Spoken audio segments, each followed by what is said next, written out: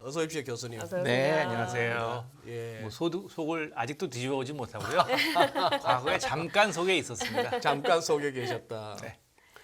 아니 교수님, 네. 지금 저도 우리 작가님이 알려줄 알았는데 미국의 루이지애나주 뉴올리언스, 그 남쪽에, 네, 남쪽에 예, 예. 프렌치 그 예. 불란서풍이 아주 강한 도시입니다. 가끔 홍수도 나고 하는. 네, 저도 아주 심하게 났었죠. 그렇죠. 네, 네, 아니 근데 저기 전미경제학회, 네. AEA, 네. 그럼 뭐 어메리칸 이코노믹 뭐 어소시에이션 정도? 네, 아메리칸 맞습니다. 맞습니까? 네. 학회 연례총회 다녀오셨다는데. 네. 아니 언제 다녀오신 겁니까? 1월 초에 있었고요. 초에. 네, 이게 최근에 들어서 이제 코로나 이후에 못 열리다가 올해 다시 3년 만에 열렸습니다. 네. 항상 1월 초에 첫 번째 주말을 끼고 예. 네, 2박 3일 정도 해가지고 2박 3일 정도. 네, 그러니까 미국에서 열리는 경제학회 중에 가장 큰 것이고요. 그리고 모든 학교들이 그리고 전 세계적으로 1월 초는 대부분 방학이니까요. 예. 네. 예. 그 경제학자들이 굉장히 많이 모여서 학술 논의도 하고 그리고 코로나 이전에는 박사과정을 졸업하는 사람들을 취직 마켓, 그러니까 잡마켓이라고 하는데요.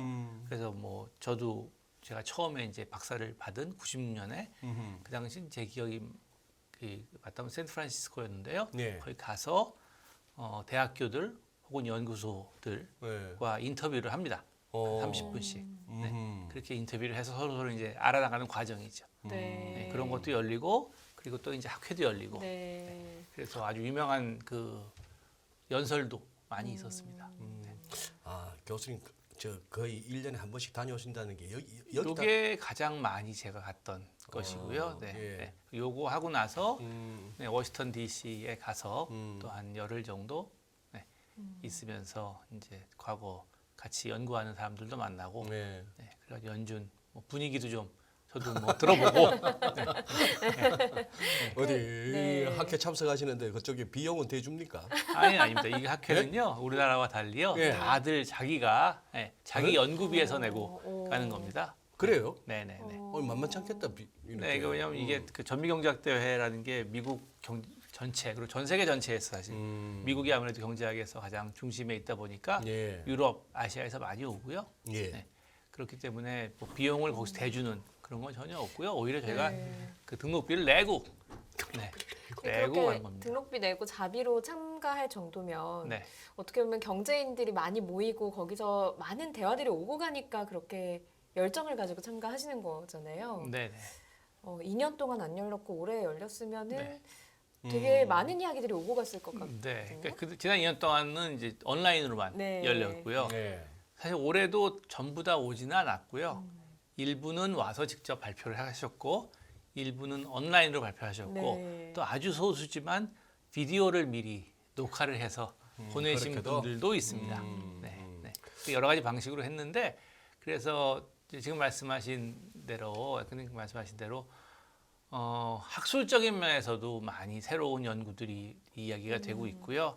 뿐만 아니라 현실 경제에 대한 네, 그런 이야기들도 상당히 많은 부분 서로 이야기가 되고 있으면서 특히 이제 올해 같은 경우에는 2년 동안 못했고요. 2년 동안 온라인으로만 했으니까 올해 만나서 코로나 이후에 많은 일이 있지 않았습니까? 예. 봉쇄 그리고 뭐 전 세계가 네. 이제 네거티브 성장을 했고 그 이후에 회복을 해 나가면서 인플레 그리고 이자율 인상 그런 여러 가지들에 대한 이야기를 이제 나누면서 예, 경제학자들끼리 지금 이 현재 경제에 대한 여러 가지 논의를 해나가는 그런 과정에 있습니다.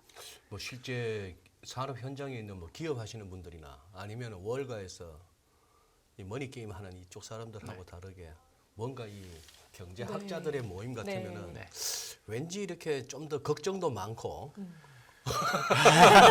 좀 진지한 대화가 진지하기도 오고 하고. 갔을 것 같은 제가 느낌. 소장님 마음속을 잠깐 들여다보면 네. 걱정도 많고 아니라 걱정만 많고라고 말씀을 하고 싶으신 것이요. 맞습니다.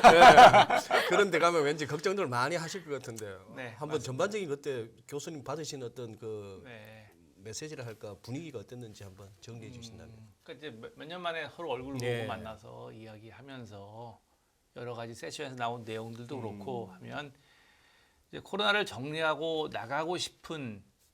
나간다는 게 코로나 극복한다는 말도 있고 네. 코로나 이후는 이렇게 흘러갈 것이다라고 서로 이제 자신 있게 이야기하고 싶은 마음은 강하나 지난 몇 년간 우리가 겪었던 이러한 것에 바탕을 두고 보면 경제 불확성이 정말 심하구나. 불확실성. 네.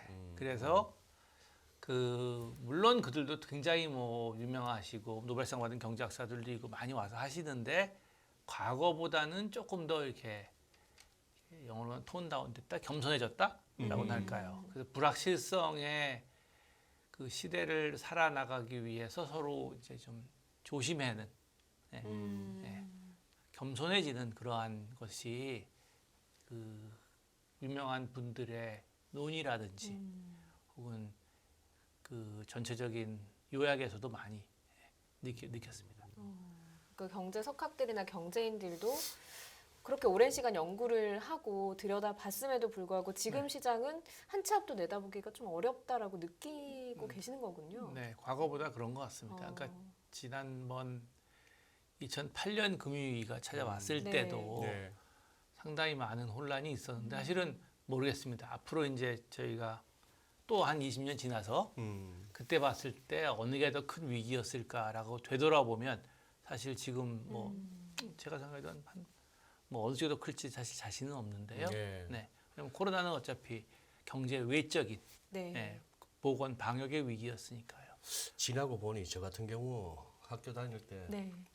공부 열심히 안 했던 것은 제가 인정은 하지만 그래도 요즘 느끼는 게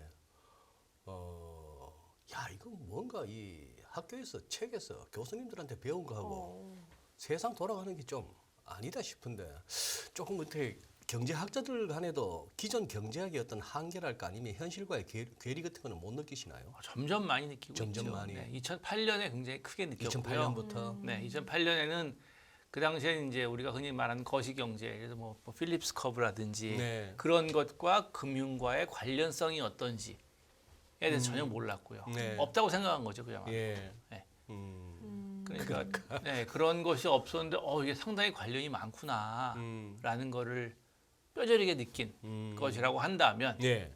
2020년 코로나 위기는 경제 외적이라고 생각했던 그런 보건 방역 혹은 그 이후의 전쟁 이 단순히 보건 혹은 전쟁의 문제가 일어났다가 그대로 없어지는 것이 아니라 네. 예를 들어서 보건 방역의 코로나 위기와 우크라이나 전쟁이 네. 공급망과 관련되어서 이걸 이만큼 바꿔놓을 줄은 몰랐던 거죠. 그렇죠. 근데 그거는 그동안 거의 몇십 년 동안의 공급망에 대한 우리가 축적한 지식은 예. 보건의 위기도 없었고 그리고 전쟁 같은 건 없는 경우 네. 그러한 상황에서 우리가 연구를 해놓은 것이기 때문에 그 과거 작년 인플레이션에 대한 전망이 틀린 이유 중에 하나도 예. 과연 공급망 충격이 얼마나 셌을까 오래 갈까 하는 것이고요. 네. 네. 그 얘기는 또 이제 최근으로 끌고 오면 이 공급망이 또 금방 풀리는 것인가 아닌가 하는 것이 우리의 경험이 없는 거죠. 그렇죠. 그러니까 지금 말씀하신 대로 과거에 배웠던 게 예. 심하게 말하면 오히려 독이 된다고 하는 사람도 있습니다. 예, 이게 너무 낯익으니까 예, 그러니까요. 오히려 그거에 매몰되는 거죠. 최근에 어떻게 다보스 포럼도 어떻게 교수님 한번 좀 살펴보셨나요? 뭐 당연히 가보지는 못했고요. 네, 가보지는 예. 못했고 이제 미국에 있을 때 미국 이제 TV에서 네, 네. 좀 보고 했었고요. 네, 물론 한국 뉴스에서도 보고 했었는데 근데 미국은 사실 저도 최근에 보면 느낀 게 굉장히 정치적으로 됐다. 미국이? 느낀 게 네. 양극화 예. 느낀 게 이 거기 나온 내용 예. 저희가 관심 있는 네. 뭐 썸머스가 뭐라 그랬고 예, 그런 예. 내용은 거의 나오지 않고 예. 이 양 진영에서 다보스 포럼에 대해서 이제 민주당 진영의 그 전통적인 미디어들은 굉장히 찬성하는 다보스 쪽에. 네. 반면에 공화당 진영의 이제 팍스 TV로 대표되는 곳에서는 거기서 말한 그 내용에 대한 아주 그냥 굉장히 신랄한 그리고 비판을 해나가는 것을 보면서 아, 미국 사회도 참 그동안 많이 바뀌었구나 예. 느꼈습니다. 예. 사실 뭐 다보스 포럼은 예전에는 그냥 뭐 세계에서 짱짱한 사람들이 정치 지도자, 뭐 기업가들, 경제 석학들 네. 다 모이는 네. 그런 자리인 줄 알았는데 네. 요즘은 가면 갈수록 약간 이렇게 의심의 시선도 있고 좀 뭐 하는 단체야 싶기도 하고 누가 주인이야 싶기도 하고 네, 뭐 좀 다소. 몇 명이 같이 하고 있는데 네. 그래도 뭐 아직까지는 그래도 과거만큼의 그 영광은 없지만 네, 그래도 지금도 굳이 하나를 뽑는다 보면 거기서 할 수 있고 많은 분들이 거기서 하는 발언들을 굉장히 중요시하게 여기고 있습니다. 이번에 다보스 포럼이나 이런 곳들에서 어떤 발언들이 좀 우리에게 시사점을 좀 주는 발언이 있었을까요? 네, 예를 들어서 뭐 그 다이몬 회장이라든지 아니면 서머스 교수라든지 그런 분들이 이제 네, 말한 예. 것들이 많이 이야기가 나왔었는데 그 아까 말씀하신 그 걱정에 걱정. 대한 이야기. 그러니까 이제 서머스 교수 같은 경우에도 이 지금 너무 사람들이 안심을 하고 있는 것이 아니냐. 그러니까 이게 경제 정책을 펴는 사람들이나 아니면 시장에 있는 사람들도 마찬가지지만 자기가 머릿속에 생각하는 그러니까 이렇게 적응을 잘하고 잘 흘러갈 것이다 라고 사람들이 행동을 하게 말이죠. 그게 사실 당연한 거고요. 그런데 예, 네. 예. 근데 그것이 가장 좋은 방향보다 더 좋게 일어날 수도 있지만 아마 그거보다는 덜 좋게 일어날 가능성이 많거든요. 네. 그런 거에 대한 그 경고 혹은 걱정 을 많이 하지 않았나 그런 생각을 하고요. 네. 그래서 아까 처음 말씀하실 때 이제 최근에 1월달에 시장을 말씀하셨는데 그거에 대한 좀 너무 일찍 안도감을 느끼기에는 아직은 좀 조심하는 게 낫지 않을까. 네. 그런 식의 이야기를 하는 저는 그런 뉘앙스로 받아들였습니다. 네. 원래 이 또 식자우환이라고 아는 게 병이라고 이 시장 막 잘 가고 하면은 이 석학들은 또 자꾸 초를 치시더라고요. 그렇죠. 네. 아까 걱정만 하신다 그랬죠. 그래도 브레이크 걸어주시는 쪽도 있으셔야 되는 네, 거니까. 그 양쪽이 맞는 네, 거니까. 네, 네. 네. 네. 누군가는 브레이크를 걸고 누구는 또 가고 적당히 밸런스가 사회가 잘 맞아야 되는 거죠. 2008년 같은 경우 그 밸런스가 안 맞아가지고 너무 금융화가 일어나다가 교수님, 지금 시장에서 제일 궁금해할 만한 질문부터 먼저 한번 드려볼게요. 그러니 지금 작년에 작년보다도 한 해 더 재작년까지 가야겠구만요.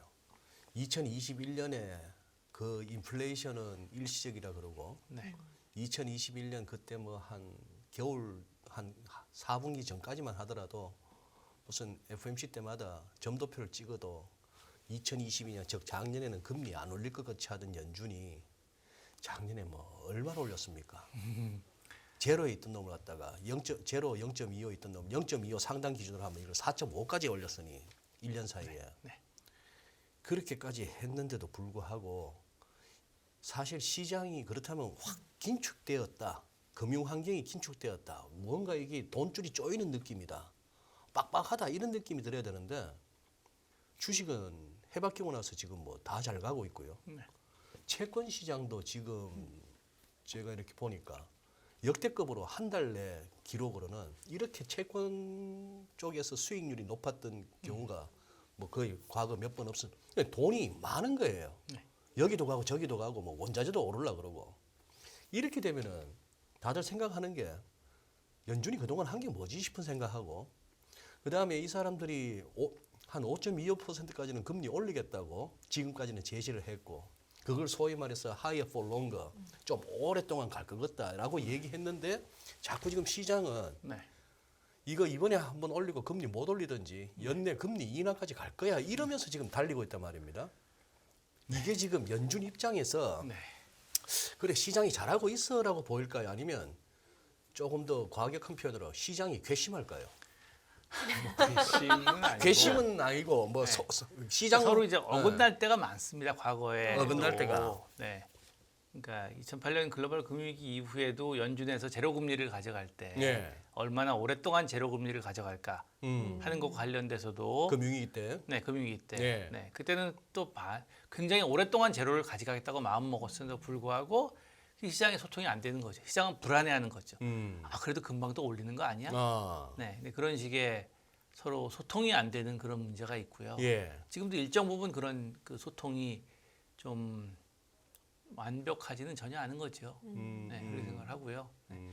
그래서 지금 그 시장의 상황, 금융시장 상황과 관련시켜서 예. 말씀드리면 제 생각에는 이제 이자를 많이 올리는 그런 과정에 있었는데 그렇다고 그 전에 풀린 돈이 갑자기 이렇게 많이 줄는 건 아니지 않습니까? 그렇죠. 네, 더 이상 더 빨리 돌리지를 않는 거고. 예. 그리고 이제 그게 말씀하신 대로 다 대충 어디까지 올라가는지 알 것 같다라고 하고 이제 움직이기 시작하는 그런 과정에 있는 것이 아닌가.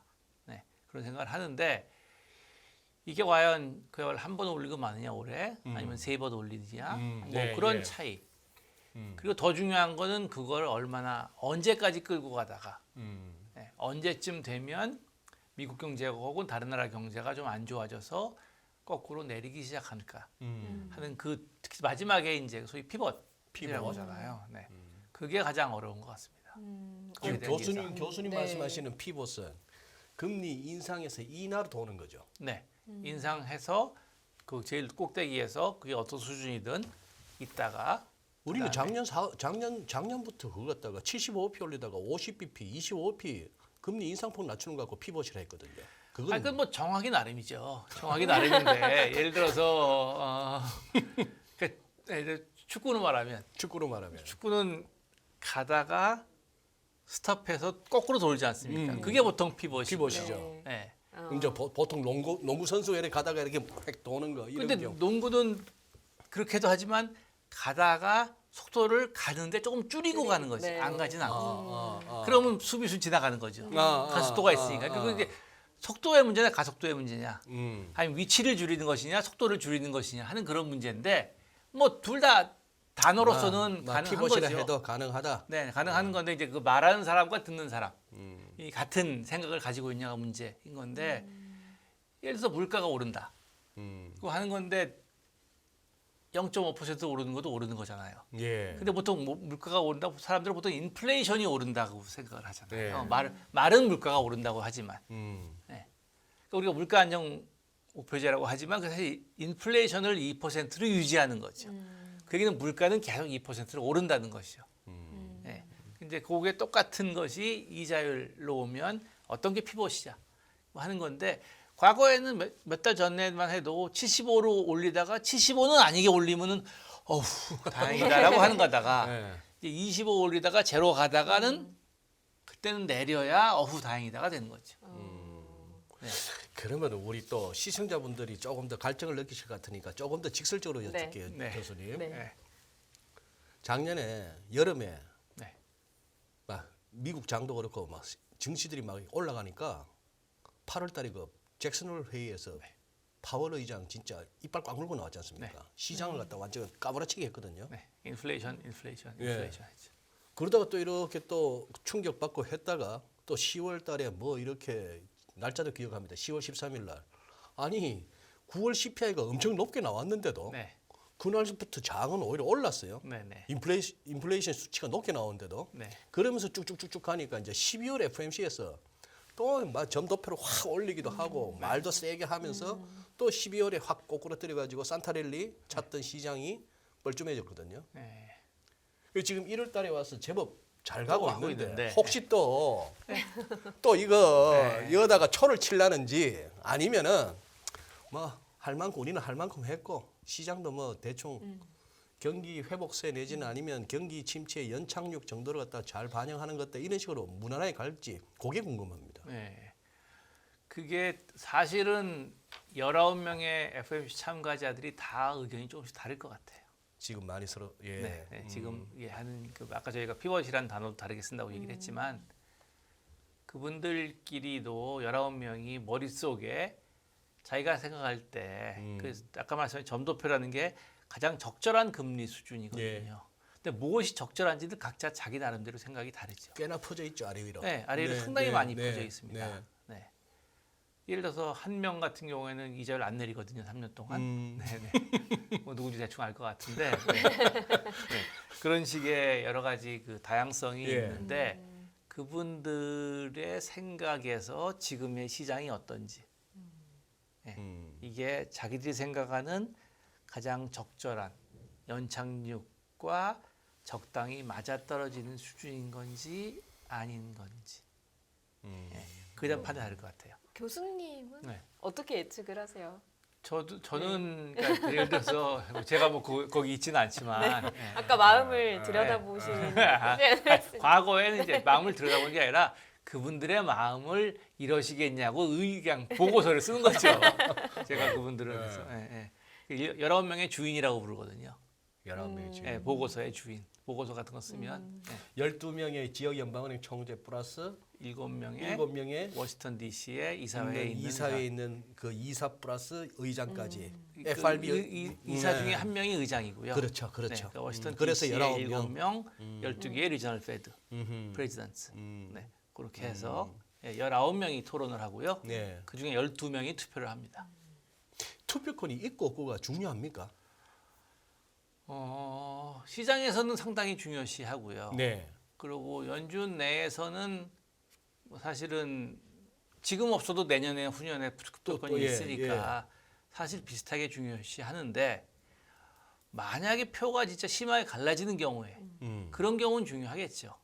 그런데 사람들이 흔히 하는 얘기가 너무 그 투표권자 바뀌는 거에 크게 좌우되지 않도록 이렇게 자기들끼리 의견을 잘 조율한다고만 되어 있습니다. 그래요. 예.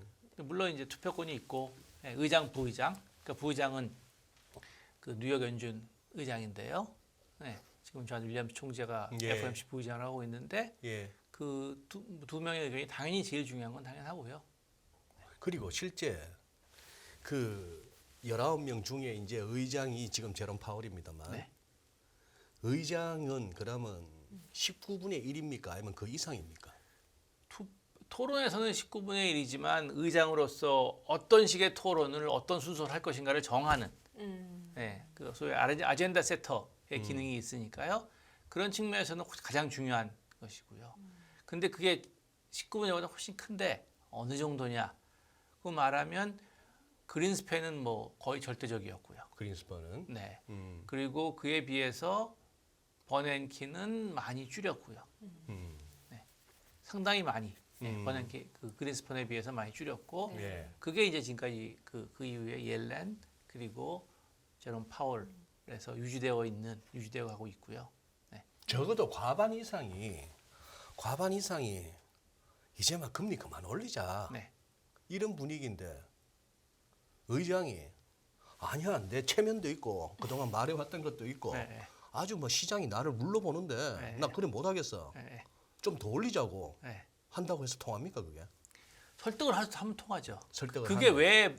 왜 중요한지. 그게 나의 기분이 아니라 그게 미국 경제를 앞으로 끌고 나가는데 통화 정책의 신뢰도 혹은 커뮤니케이션의 측면에서 왜 필요한지 그거를 여러 명에게 설득을 하는 거죠. 네. 그래서 그 설득이 되면 그럼 따라가는 거고요. 그래서 그린스팬은 그런 걸 설득을 네. 상당히 많이 적극적으로 했던 그래서 그런 앞서서 여쭤봤던 거 대답 안 해주셨어요. 그 마음을 그 19명의 마음을 시장에 회초리를 들고 올 것 네. 같습니까? 그냥 이렇게 그냥 슬쩍 넘어가 가줄 것 같습니까? 1월까요? 2월이죠. 네. 이제 2월 1일 이번에는 제 생각에는 그 점도표가 없는 그렇죠. 미팅이니까요. 네. 그렇게 큰 행동을 할 가능성이 높지는 않고요. 네. 뭐 단어 몇 개 바꾸고 뭐 이런 건 충분히 있을 수 있고요. 그리고 이제 왜 이런 결정을 내렸는지에 대한 설명을 하면서 한번 시도를 해볼 테고요. 네. 그리고 아무래도 점도표가 있는 3월에 그래서 거기 지금도 그런지는 모르겠는데 8번의 미팅 중에 점도표 있는 4번, 3, 6, 9, 11을 예. 큰 미팅이라고 불렀고요. 네. 4번을 작은 미팅이라고 불렀습니다. 네. 그러니까 가능하면 큰 미팅에서 하려고 노력을 많이 했죠. 물론 이제 지난번에 75bp 4번 올리듯이 뭐 급하면 그런 거 없고요. 근데 이제 그런 것을 또 하나 문제는 과거에는 큰 미팅일 때만 아마 옛날에는 또 이제 프레스 컨퍼런스도 있고 했으니까요. 네. 그래서 그런 것도 있었는데 지금 프레스 컨퍼런스 항상 하니까 굳이 필요하면 하는데 아마 이번에는 작게 지나가지 않을까 다음 생각합니다. 주에는 이제 베이비 스텝으로 지나갈 거다라고 예측을 네, 하시는 베이비 스텝으로 거고. 지나가면서 이제 어느 정도 네. 시장하고 한번 음. 이야기를 해볼까 하는 것이고 보통 하면서 그 다음번에 어떻게 할지도 생각을 하고 하는 거니까요. 그럼 앞서서 교수님께서 이제 뭐 피벗 그 시점이 언제가 될 것이냐 네. 올해 그러니까 금리 인상을 하다가 금리 인하 교수님이 생각하시는 네, 피벗 네. 교수님은 그러면 언제쯤 인상이 인하로 꺾일 거라고 예측을 하시는지 궁금하거든요. 저는 뭐 연말 최소 연말 아니면 내년까지도 갈 수 있다고 생각합니다. 내년까지도 금리 인하 없이 갈 수도 있다. 네, 네. 왜냐하면 이게 아까 제가 말씀을 드렸지만 글로벌 공급망이라든지 네, 이런 거에 대한 변화 그리고 공급망이 만약에 풀리는 속도가 빠르다 하면 뭐 최근에 나온 미국 GDP 데이터를 봐도 상당히 좋지 않습니까? 네. 그렇게 데이터가 좋은데 네, 실업률은 조금 바뀌긴 했지만 네. 그런 실물 데이터가 좋으면 피벗을 할 명분은 없는 거죠. 네.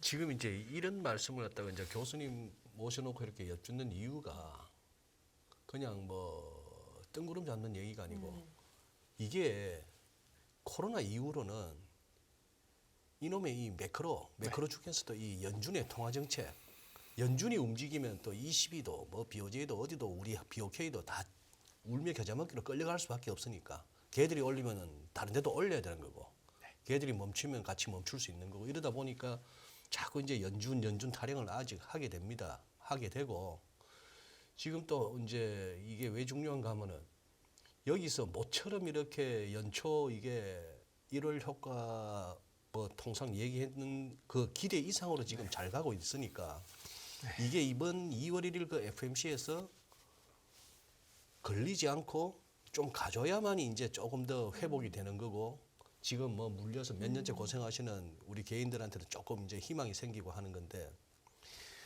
교수님 아시잖아요. 옛날에 그 지금 닉 티멜하우스가 이제 뭐 연준의 대변인 소리 듣고 있습니다만 뻐꾸기 막 날리는데 그 전임 존 힐슨 났을 때부터 저는 쭉 봤거든요. 그 연준은 꼭 그런 월스저널의 출입 기자 힐슨 나스나 그 후임 티멜하우스를 통해서 블랙아웃 기간에 꼭 소통을 했고 지금까지는 거의 맞았거든요. 네, 지난번에 한번 크게 히트를 쳤죠. 크게 히트를 쳤고. 근데 이 친구가 닉이 얼마 전에 쓰기를 뭐 25피 한다는 거는 다 시장이 아는데 여기서 금리 인상 중단할 것에 대한 논의를 시작할지도 모른다 이렇게 써버린 거예요. 이러면 이건 연준 너무 약한 거 아닙니까? 근데 논의를 시작한다는 게 네. 저도 이제 그 언제 중단할 것인가의 논의인지 예. 아니면 지금까지는 중단할 거에 대한 논의도 하지 않았는데 이제는 논의를 시작하는 건지 예. 그 두 개는 전혀 다른 얘기죠. 후자라면 그렇게 센 얘기는 아닌 거죠. 그렇게 시장이 막 환호할 일은 아니다. 예, 그러니까 그 얘기는 뭐냐면 지금까지는 그냥 올리다가 그냥 쭉 내리는 거 없이만 생각했는데 이제는 내리는 것도 그게 연말이 될지 언제일지는 모르겠으나 예, 예, 예, 한번 이제는 그것도 픽처에 들어오는 거죠. 그게 뭐 1년이고 그 안에 들어오는 거니까. 예, 작년에는 그런 게 없었으니까. 일단 올리는 거 하니까 저 멀리 뭐가 있는지 볼 걱정도 없었는데 대충 다 올라간 것 같으니까 한두 번 더 올라가면 거기가 정상이고 그럼 이제 쭉 보고 언제쯤 내려갈지를 한번 이제 생각해 보자. 그건지 둘 중에 어느 건지는 이제 FOMC가 끝나고 나면 예, 기자회견에서 아니면 자기들이 발표문에서 어떻게 논의하기로 했다라고 얘기할 수도 있습니다. 네, 예. 그렇게 할 수도 있고 아니면 이제 기자회견에서 자연스럽게 예, 질문이 나오는 예, 수도 있겠죠. 본인이 하든 아니면 다른 기자가 할 수도 있고요. 그러면은 지금 이제 인플레이션 때문에 시작한 네. 이 사단이 났는데 네.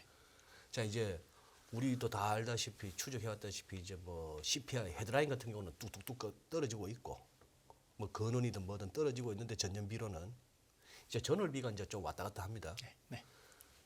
어떨 때는 뭐 거는 CPI가 중요하다 이러다가 요즘 또 이제 기름값 떨어져서 헤드라인이 뚝뚝 떨어지니까 뭐 근원보다는 헤드라인이 뭐 이러고 있는데 시장은 아전 인수격으로 그렇게 하고 있는데 교수님 뭐 이번에 학회에서도 그렇고 교수님 개인적으로도 그렇고 이게 지금 이제 인플레 부분이 이제 안심해도 되는 단계라고 지금 보고 계시는지.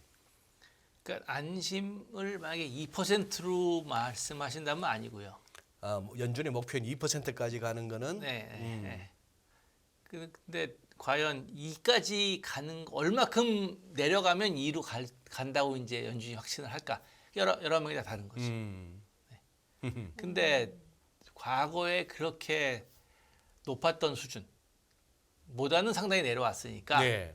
이제 그런 수준 그리고 더 올라가는 혹은 높은 데서 유지되는 그런 걱정은 덜었다라고 하는 거죠. 근데 그게 내려와서 뭐 어디까지 내려오면 4, 3.5, 3, 2.5 어디까지 내려오면 이제 됐다고 할지. 예. 그게 이제 사람들마다 다른데 그게 그때가 되면 2%에서의 그 편차를 어느 정도 용인할지가 다시 또 사람마다 의견이 달라지는 거죠. 얼마나 인플레이션을 싫어하는가, 얼마나 그 실업률의 변동을 싫어하는가, 네.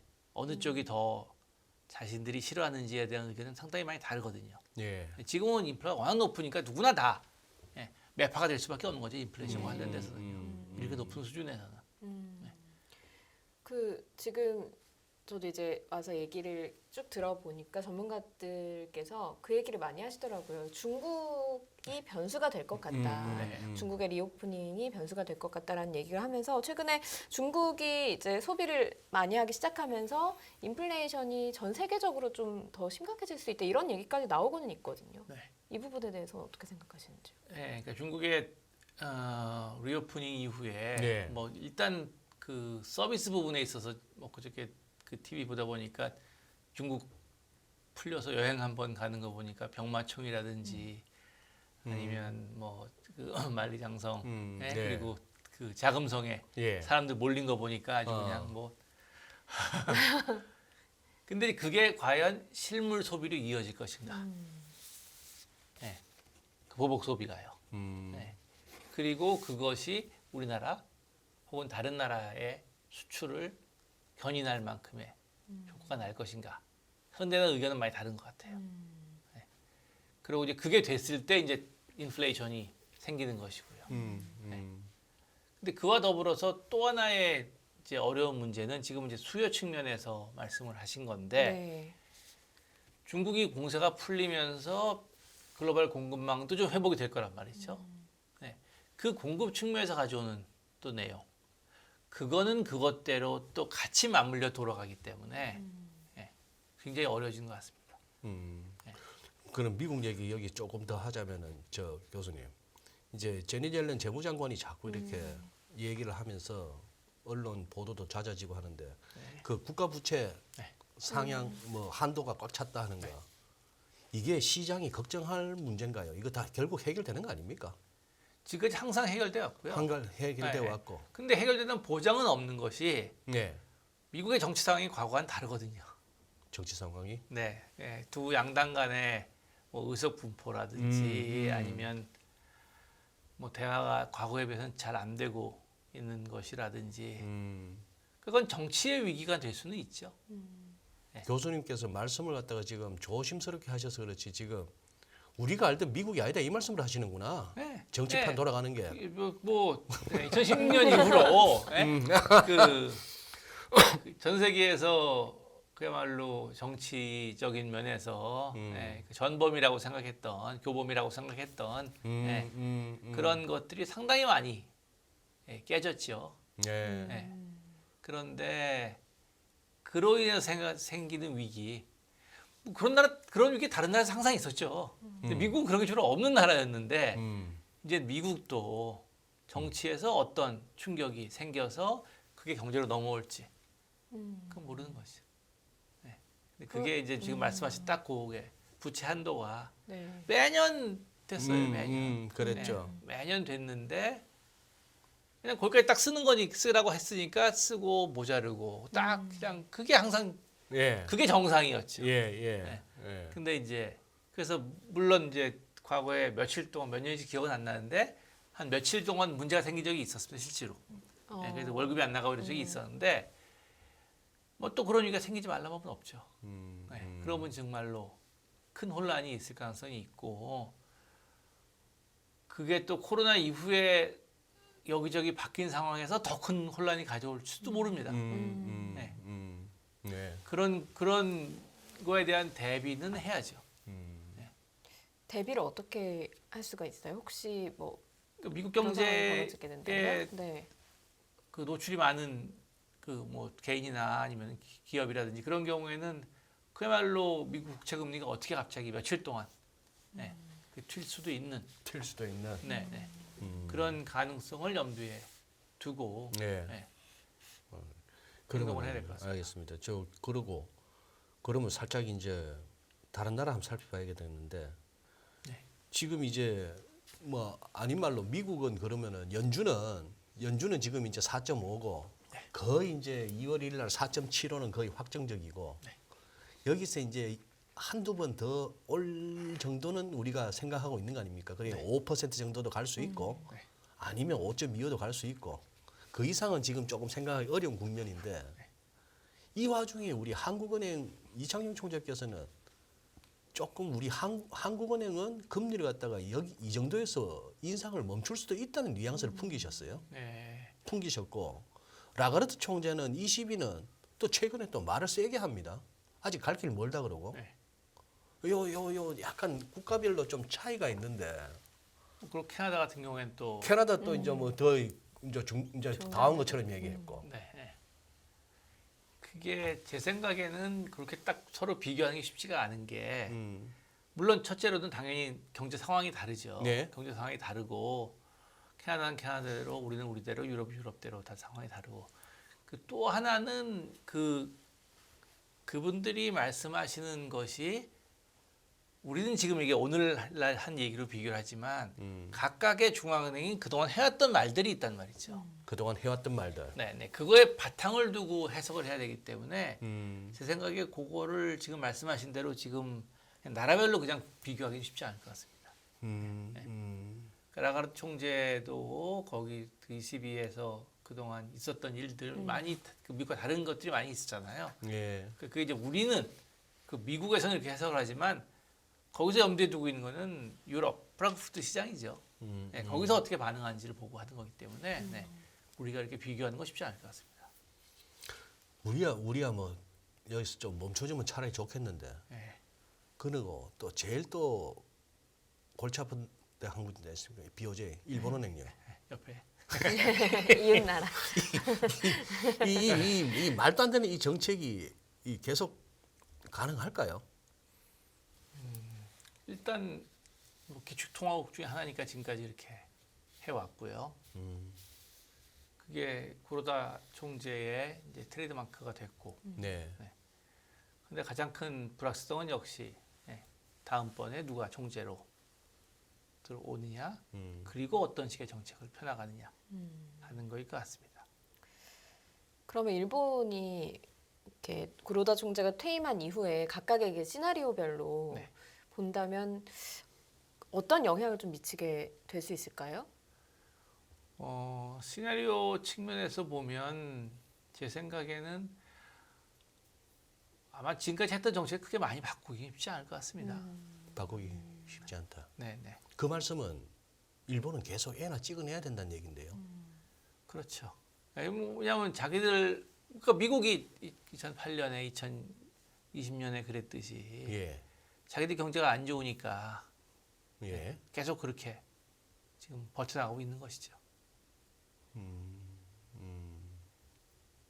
버텨나간다. 버텨나간다.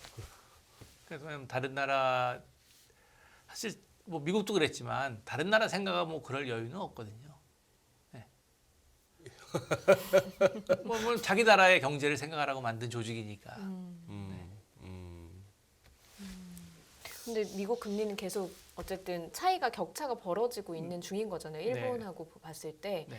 그런데 이게 이렇게 격차가 많이 나는데 그 기조를 유지한다는 게 가능한 것인가 하는 의문이 들기도 하거든요.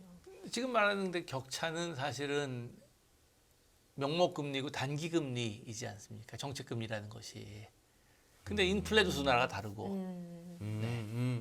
그리고 어차피 자금이 왔다 갔다 할 때 하루짜리를 보고 들어간 건 아니고 예, 상당한 기간을 보고 들어가기 때문에 예, 물론 그 기간이 늘어나도 미국 YCC 그 일드 커브 컨트롤하는 게 그건 맞지만 가장 큰 건 인플레이션이죠. 그러네요. 네. 자꾸 깜빡깜빡 하는데 네. 그 인플레이션 감안한 실질로 따지면은 네, 뭐 미국이나 일본이나 반대일 수도 있습니다. 그렇긴 합니다. 네. 예. 어제 GDP 가지고 시장은 일단 시장 예상보다 미국 GDP만 합니다. 네. 그거 좋다고 했는데 교수님 한번 뜯어 보셨습니까? 저도 뭐 자세히 보지는 못했고요. 네, 그냥 언론을 통해서 기사만 봤습니다. 근데 얼핏 보니까 재고가 엄청 숫자를 높였더라고요. 네, 재고가 그 재고 투자가 재고 투자가 네. 이제 그 성장률에 기여도가 컸다는 얘기니 그렇게 해석해야 되는 거 아닙니까? 만들기는 잔뜩 만들었는데 안 팔려가지고. 네. 그렇지만 그것도 일단 GDP는 GDP니까. 필리핀이니까요. 네. 네. 근데 이제 재고가 항상 제일 어려운 게 재고가. 지금 말씀하신 부분이 만들었는데 안 팔린 거고요. 네. 그럴 수도 있는데 그게 아니라 또 반대로 보는 사람들은 앞으로 좋아지나? 왜 재고를 쌓았을까? 아, 그러니까 이게 어쩔 수 없이 쌓은 재고인지 일부러 미리 쟁여놓은 재고인지 그 둘 중에 어느 쪽인지에 따라서 또 이제 해석은. 재고가 갖는 의미가 다른 거죠. 예. 네.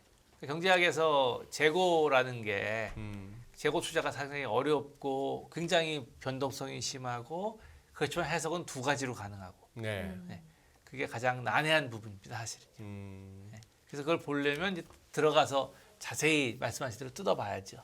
그리고 보면서 다른 부분과 이제 관련성을 이번에는 그걸 아직 못 해봤는데 아까 말씀드린 대로 이게 뭐 예를 들어서 뭐 재화 부분에서의 그건지 아니면은 서비스 부분인지 뭐 그런 식의 다른 경제의 움직임을 보고 재고가 이렇게 쌓인 것 같다. 좋은 사인이다. 예. 나쁜 사인이다. 예. 라는 거에 대한 판단을 해야 되지 않을까 그렇게 생각합니다. 근데 사실 그 미국 GDP 같은 경우는 많이들 안 좋을 거라고 예측했는데 네네네. 그것도 좀 틀리긴 했어요. 그렇죠. 네. 예상보다 더 잘 나왔죠. 네. 네. 예상보다 더 잘 요새 나왔습니다. 예상대로 맞는 거 잘 없어요. 네, 그 아까 앞서서도 이제 그래서 혼란스러워한다고 다들 네, 회의에서도 그렇게 얘기 나왔다고 하신 것처럼. 네네. 이렇게 한번 교수님한테 여쭤보고 싶은데 작년에 말입니다. 학생들이 얼마나 이제 교수님한테 그런 문제를 가지고 내색을 하든지 교수님하고 상의를 했을까 싶기도 한데 우리 또 젊은 또 대학생들이 직접 또 투자에 또 뛰어들었을 것 같기도 한데 굉장히 많이 하고 있습니다. 네. 많이 하고 있죠. 네네. 작년에 어차피 다들 좀 힘들어하지 않았나요? 네, 많이 뭐 힘든 장이었죠. 힘든 장이었고 어떻게 조언하셨습니까? 혹시나 저도 뭐 제가 그렇게 많이 안 하고 있고, 그리고 연준에 있을 때는 거의 못했기 때문에요, 규정상. 네. 네. 그래서 이제 뭐 40대에 한국에 들어와서 또 교수님도 순진하셔. 지금 다 하면 안 되는 사람들이 얼마나 다 했는데요. 뭐 차명 계좌에 뭐 아들 시켜서 뭐 아니면 깨끗한 척 하면서 온갖 뭐 연준 부의장도 그래서 뭐 어디 연준만 그렇습니까? 서울은 또 안 그렇고 연준 내부에서 다 해먹었더만은. 아유 우리 교수님 착하셔. 하지 말라 해서 안 하셨구나. 네, 저는 뭐 전혀 안 하고 그러다 보니까 이제 계속 이제 안 하고 있는데. 그게 뭐 좋은 점도 있고 나쁜 점도 있습니다. 가르치는 입장에서. 나쁜 점은 당연히 뭔지 아실 테고, 잘 모르니까. 근데 좋은 점은 또 이제 아무래도 사심이 들어가질 않죠. 사심이 들어가지는 않고. 그러니까 학생들 그래 각오가 어때요? 한번 이렇게 한번 뭐 쓴맛을 보든 아니면 돈맛을 보든 네. 그 중에는 일찍 시작한 친구들 중에는 뭐 제법 뭡니까 코인 같은 거 일찍 시작한 친구들은 나 그렇죠. 뭐 취직 안 해도 돼 이럴 수도 있을 그렇게 거고. 될 수도 있고요. 예. 네네. 젊을수록 더 그런 거에 대한 그 노출이 많고요. 제가 언제 뭐 중학교에 가서 강연하는데도 코인을 물어보더라고요. 중학교에. 네, 그래서 그러니까 이제 그것이 가장 변동성이 심한 것인데 그게 뭐 기회도 많지만 위험도 한 거죠. 네. 그걸 이제 정확히 전달해서 기회 많다. 그러나 위험도 있다. 네. 기회가 많은 곳에. 학생들은 그 대답을 원할 것 같진 않은데 예. 뭐 가려운 데를 긁어주질 못하는. 그러니까 위로도 열리는 건 사실이다. 그렇죠. 위로만 열린 건 없다. 예. 왜냐면 위로만 열린 게 있으면 누가 벌써 사람들이 들어가서 했을 테니까. 네. 네. 알고 들어가나. 알고 그걸. 들어가라. 예. 뭐 하는 거죠.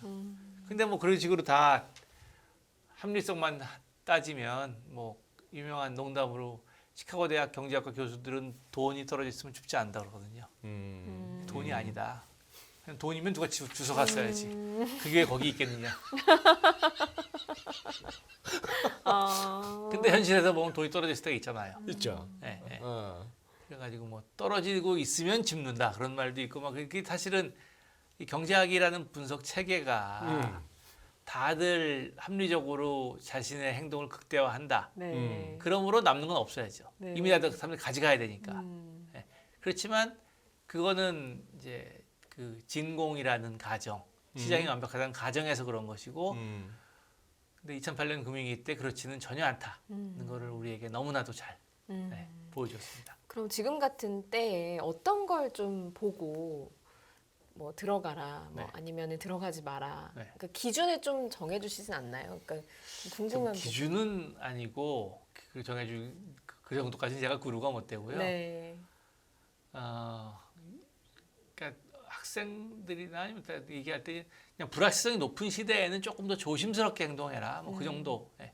그럼 지금은 근데- 조심스럽게 행동해야 될 때네요. 그쵸. 네. 근데 조심이라는 것은 각자 판단이 다른 거죠. 시장이 이렇게 좋아도 왜냐하면 또 조심스럽게. 이게 좋은 과정에서 네. 아래 위가 또 위로도 튀지만 아래도 열려 있으니까요. 네. 그래서 예를 들어서 조심하는 게 현금일 수도 있고요, 채권일 수도 있고요, 그게 뭘 수도 있습니다. 네. 그러니까 그게 꼭 반드시 답은 하나인 건 아니죠. 그렇지만 이게 다양하게 짜나가는 것이 제 생각에는 아까 제가 처음에 그 연초 AA 미팅 물어보셨을 때 그 석학들이 굉장히 겸손하게 되면서 불확실성의 시대라고 말씀을 드렸는데 네. 네, 그런 측면에서 이제 지금 앵커님 말씀하신 거를 보면 그런 불확실성의 시대에서 그 회복 탄력성이라는 말도 요즘 많이 하지 않습니까? 예. 네, 그러니까 어떤 충격이 왔을 때 갈 때가 일어서듯이 그를 일어날 수 있는 여지를 이렇게 저렇게 마련해 놓고 있는 것이 중요하지 않을까. 그럼 시장의 이 연준을 바라보는 여러 가지 시각 중에 요 한 가지 요즘 들어서 자주 나오는 얘기가 연준은 인플레를 잡기 위해서는 어느 정도의 경기 침체가 와줘야 될 것 같고 그런 측면에서는 막 주식시장 이런 게 막 이렇게 너무 막 뜨거워가지고 사람들이 겁없이 막 소비에 나서고 뭐 이런 것들 그리고 막 고용지표가 너무 좋고 이런 것도 실업률이 너무 낮고 이런 것도 연준은 싫어한다. 이런 부분이 좀 고용지표도 좀 악화돼야 되고 소비도 좀 줄고 조금 침체 조짐이 있고 주식은 좀 이렇게 빠져야 되고 연준은 내심 이걸 원한다. 맞는 말인가요? 그걸 이제 원한다라기보다는 원한다라기보다는 제 생각에는 그렇게 오지 않고도 침체 오지 않고 인플레가 잡힐 수만 있다면 그게 더 좋죠. 그렇죠. 근데 과연 지금 경제가 그렇게 될 것인가? 그러니까 인플레가 그런 거 없이 과연 떨어질 것인가? 뭐 떨어질 수도 있습니다. 네. 뭐 아까 저희가 중국 문제도 얘기했고 물론 중국의 지금 뭐 반대편 리스크도 있지만 공급망 충격이 잘 풀린다거나 하는 그런 가능성도 없지는 않은데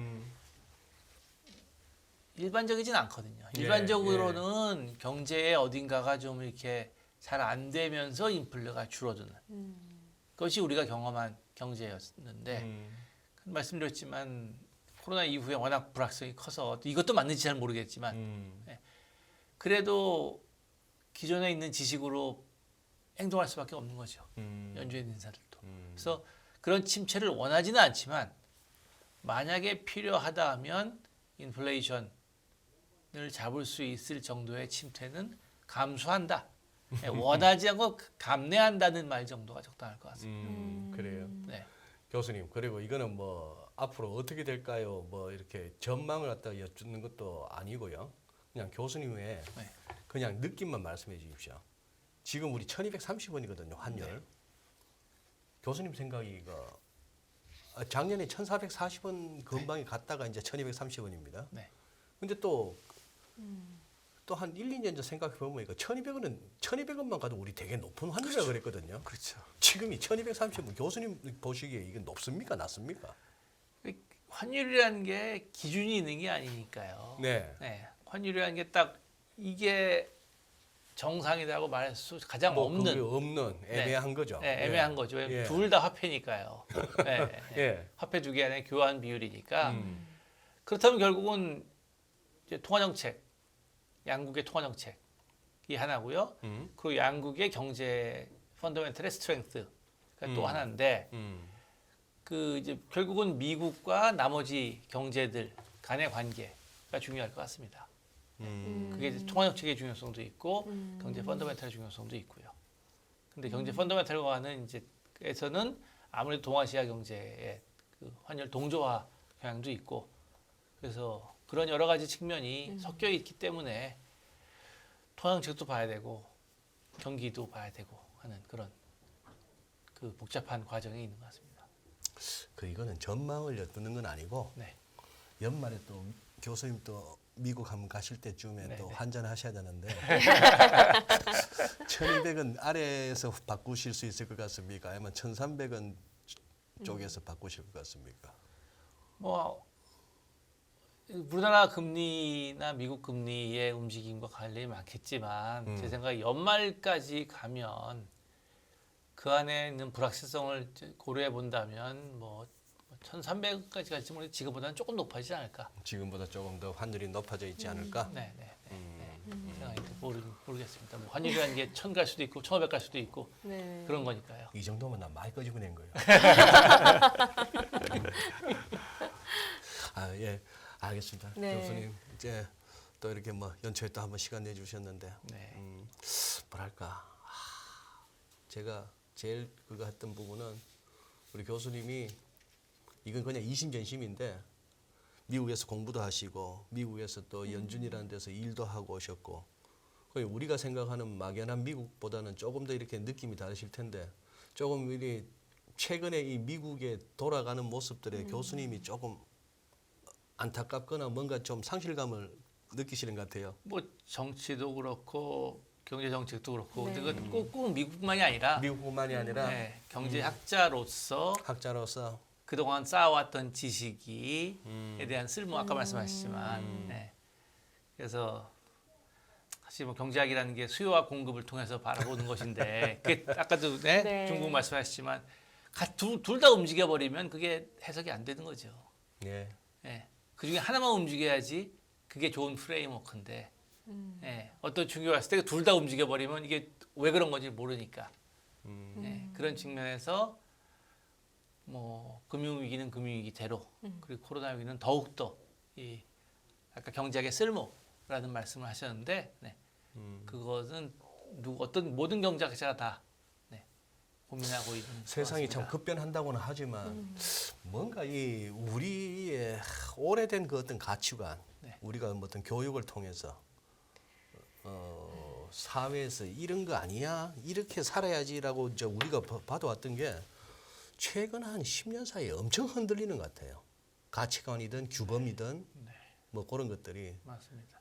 그러다 보니까 굉장히 혼란스럽고 지금 이걸 갖다가 세상 원래 이런 거야라고 그대로 그냥 백지에 이렇게 싹 그려지듯이 하는 청소년들이라면은 또 이제 그들이 자랐을 때 어떻게 시장을 운영할 것인가, 세상이 또 어떻게 굴러갈 것인가. 그리고 뭐 경제학은 어떻게 새로 편제될 것인가 하는 것은 앞으로 이제 수십 년 두고 봐야 할 문제입니다. 예, 그래요 교수님 네. 오늘 또 같이 해주셔서 감사합니다. 네, 네. 고맙습니다. 네, 감사합니다. 네, 고맙습니다. 전례 없는 금리 인상이죠. 환율 너무 어려워요. 결론만 알려주세요. 당신은 외환 모태솔로입니다. 환율 그동안 너무 어려우셨죠? 이제는 쉽다 말할 수 있을 거예요. 오늘부터 환율과 썸 타시겠습니까?